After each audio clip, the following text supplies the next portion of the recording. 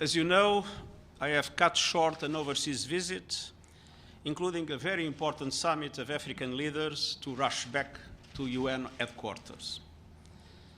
Our world is facing the biggest global peace and security crisis in recent years, certainly in my tenure as Secretary General. We face a moment that I sincerely hope would not come. I'm deeply troubled by the latest developments regarding Ukraine, including reports of increased ceasefire violations across the contact line and the real risk of further escalation on the ground.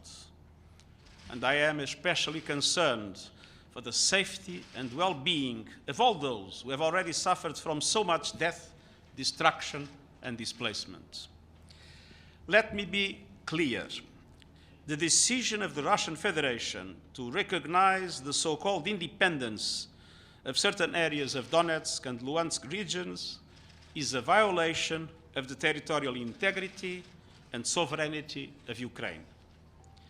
Such a unilateral measure conflicts directly with the principles of the Charter of the United Nations and is inconsistent with the so-called Friendly Relations Declaration of the General Assembly, which the International Court of Justice has repeatedly cited as representing international law.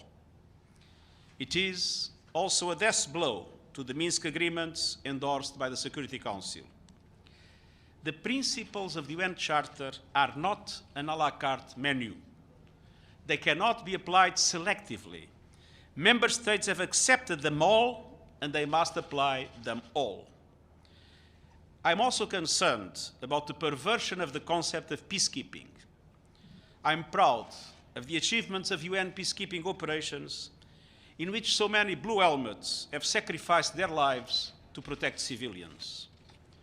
When troops of one country enter the territory of another country without its consent, they are not impartial peacekeepers. They are not peacekeepers at all.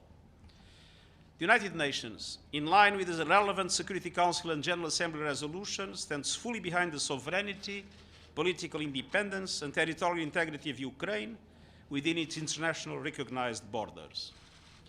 We are continuing to support the people of Ukraine through our humanitarian operations and human rights efforts. At this critical moment, I call for an immediate ceasefire and re-establishment of the rule of law. We need restraint and reason. We need de-escalation now. I urge all to refrain from actions and statements that would take this dangerous situation over the brink. It is high time to return to the path of dialogue and negotiations. We must rally and meet this challenge together for peace and to save the people of Ukraine and beyond from the scourge of war. I am fully committed to all efforts to resolve this crisis without further bloodshed.